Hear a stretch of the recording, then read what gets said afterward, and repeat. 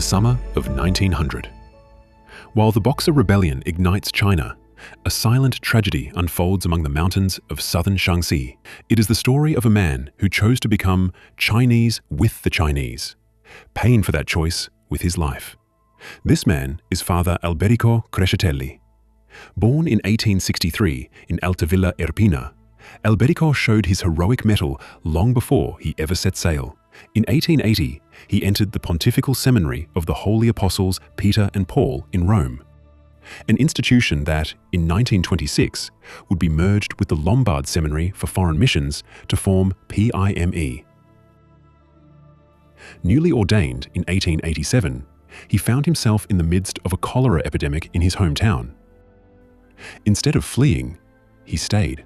He tended to the sick and the dying, ignoring the risk of contagion. It was his first test. Charity had triumphed over fear.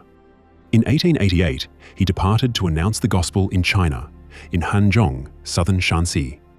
Arriving after an exhausting journey, Alberico did not seek to conquer, he sought to serve. He learned the language, dressed in local attire, and studied the natural world, sending precious scientific observations back to Italy.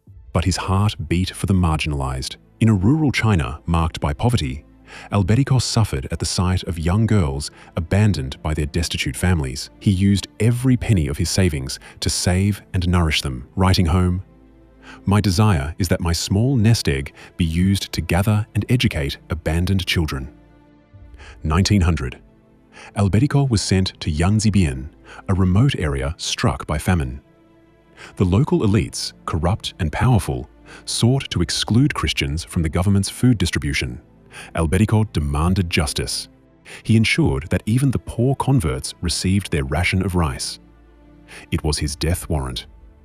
The local power holders took advantage of the imperial decree against foreigners to incite the crowds.